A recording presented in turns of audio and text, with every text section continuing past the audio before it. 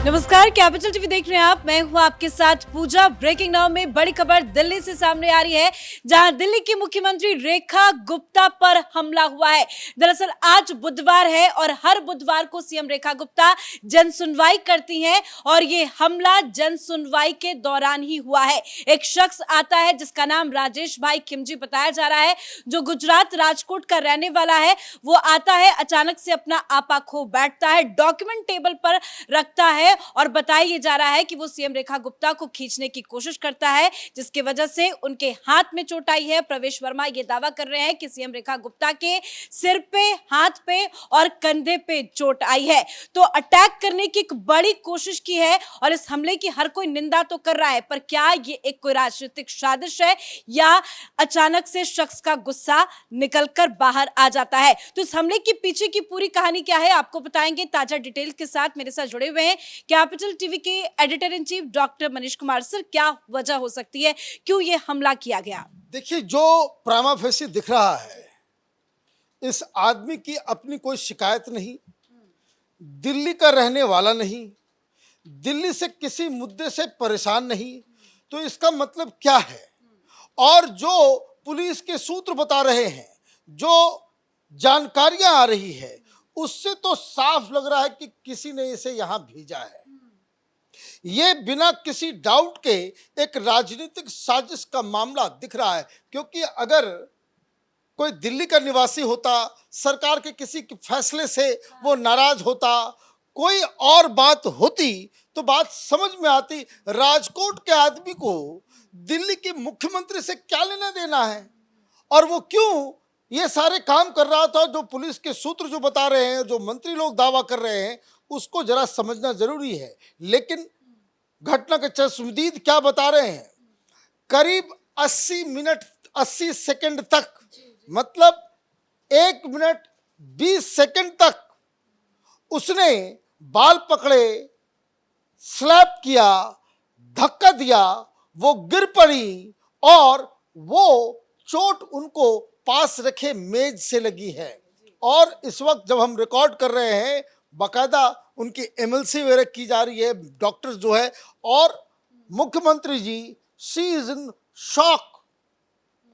उनको पता ही नहीं, देखिए, फिजिकल से ज्यादा मेंटल शॉक लगा है कि भाई ये कैसे हो गया। तो आप ये समझिए कि इसका मतलब ये है कि वो सिर्फ थप्पड़ मारने नहीं आया, बेइज्जत करने नहीं आया। इसका मतलब ये है कि उसको और भी कुछ बताया गया था। अब क्या दावा, पहला दावा क्या हो रहा है, क्या जानकारी आ रही है, पुलिस ने क्या बताया? तो मंत्री लोग सामने आ रहे हैं। तो प्रवेश वर्मा जो है, उन्होंने बताया पुलिस से बातचीत करके कि मुख्यमंत्री के हाथ, कंधे, सिर पे चोट आई है। आगे उन्होंने बताया कि मुख्यमंत्री की एमएलसी की जा रही है, पुलिस जांच कर रही है और इसकी क्या साजिश थी इसका पता लगाया जा रहा है। यह शख्स, पुलिस बता रही है कि पिछले 24 घंटे से वो रेकी कर रहा था। और रेकी कहां कहां कर रहा था? इस निवास के साथ साथ वो शालीमार बाग के अंदर जो इनका पैतृक घर है, वहां भी जाकर के ये वहां पर रेकी कर रहा था। भाई, क्या कर रहे थे तुम? किस बात के लिए तुम रेकी कर रहे थे? राजकोट से तुम दिल्ली आए, किसके कहने पे आए? उसकी मां का बयान आ रहा है कि उसको मालूम नहीं कि वो दिल्ली आ गया है। नहीं, उनकी माँ ये कह रही है कि मेरा जो बेटा है वो पशु प्रेमी है, डॉग लवर है। वो ये मुझे लग रहा है कि किसी वकील ने समझाया कि मेरा बेटा पागल हो गया है, मेंटली इम्बैलेंस है, वो डॉग लवर है। ये बेकार की बातें आप जो है वकीलों के कहने पे आप इस तरह, भाई आप ये बताओ, आपका बेटा दिल्ली आया, बता करके आया? आपको तो इल्म ही नहीं है कि बेटा आपका दिल्ली में है। कैसे दिल्ली पहुंच गया? और दिल्ली में आया तो वो कहां रहा, किससे मिला, किससे साथ रुका? भाई, इतने सारे लोग दिल्ली में रहते हैं, कोई बता दे कि भाई कि मुख्यमंत्री का घर कहाँ है? इसको इस बात से कवर अप करने की कोशिश हो रही है कि जो सुप्रीम कोर्ट का फैसला है स्ट्रे डॉग को लेकर, उसका ही वो गुस्सा दिखा रहा था। वो एक पशु अस्पताल खोलना चाहता था, वो पशुओं की सेवा करता है, रोज उन लोगों को खाना खिलाता है। इस फैसले से वो काफी नाखुश था, तभी उसका गुस्सा भड़क उठा। तो मुझे कोई ये बताए कि भाई उस सुप्रीम कोर्ट के फैसले का मुख्यमंत्री से क्या रिश्ता है? मुख्यमंत्री फैसला ले रही है, ये सुप्रीम कोर्ट का आदेश आ रहा है। तो दोनों ही चीज कि आप एनजीओ खोलना चाह रहे थे, डॉग लवर है और पागल भी हैं आप, मेंटली इम्बैलेंस भी हैं, और आप उठ के चले आते हैं और सीधे मुख्यमंत्री के दरबार। भाई कैसे एक राजकोट में रहने वाले व्यक्ति को ये कैसे मालूम है कि हर बुधवार को मुख्यमंत्री जो है वो जन सुनवाई करती है और कोई भी चला जा सकता है उसके अंदर। एक तो पहली चीज कि ये जो सिक्योरिटी जो दी जा रही है मुख्यमंत्री के को, उसके ऊपर भी सवालिया निशान है कि भाई कैसे कोई शख्स इस तरह से वहां पे, जो जानकारी आ रही है कि 80 सेकंड तक ये हाथापाई करता रहा। कपिल मिश्रा आए, कपिल मिश्रा क्या बता रहे हैं कि ये बहुत ही गंभीर मामला है और यह कोई राजनीतिक हमला नहीं, यह मारने की नीयत से किया गया हमला है। जिस तरह से मुख्यमंत्री जी को गिराकर मारने की कोशिश की गई, यह अपने आप में भयावह है। यह व्यक्ति मारने के इरादे से आया था, इसके पास न कोई कागज था न कोई मुद्दा था, और इनके मोबाइल में घर की रेकी के वीडियोस थे, दोनों ही घर के। मुख्यमंत्री के घर के वीडियो ले रहा है और जो शालीमार बाग के अंदर जो घर है मुख्यमंत्री जी का, उसका वो वीडियो जो वो बना रहा है। यह व्यक्ति सिर्फ हमले के उद्देश्य से आया था।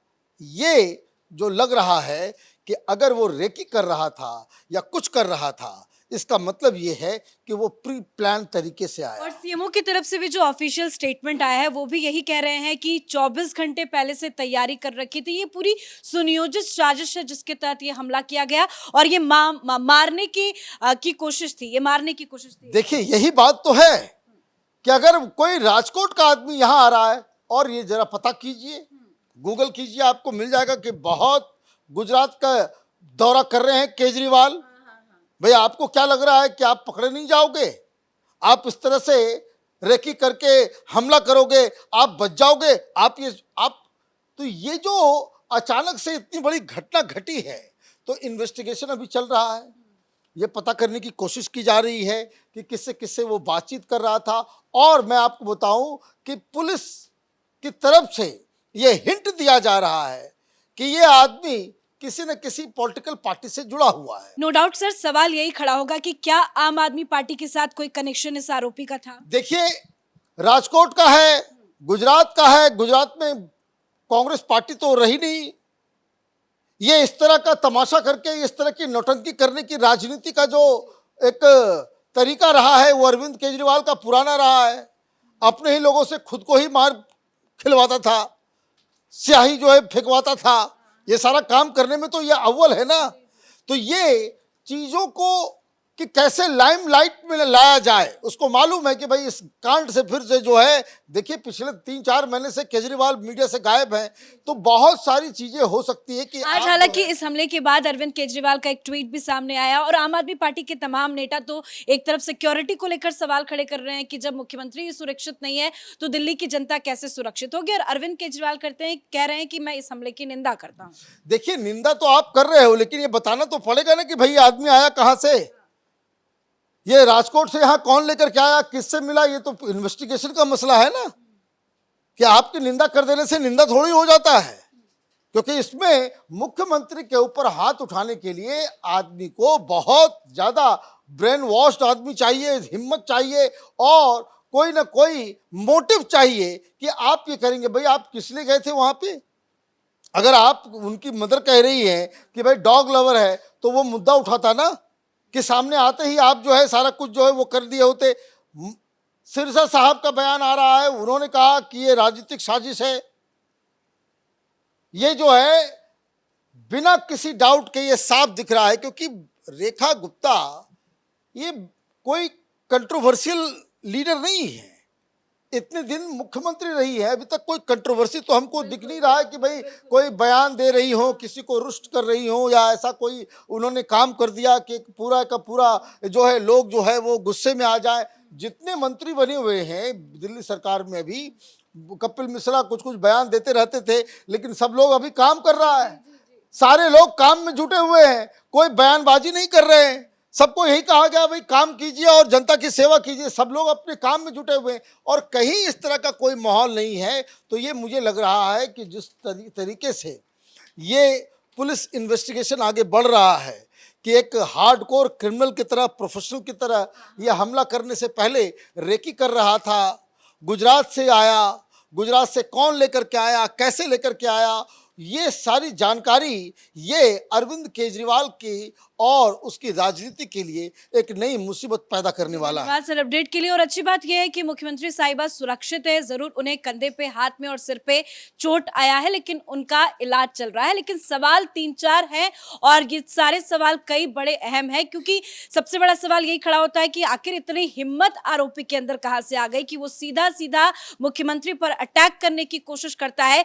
किसके कहने पर वो गुजरात से दिल्ली आया और आरोपी को किसने ये काम करने की हरी झंडी दी है? हालांकि ये सारे सवालों का जवाब पुलिस ढूंढने की कोशिश कर रही है। दिल्ली पुलिस लगातार पूछताछ कर रही है, आरोपी पुलिस की गिरफ्त में है।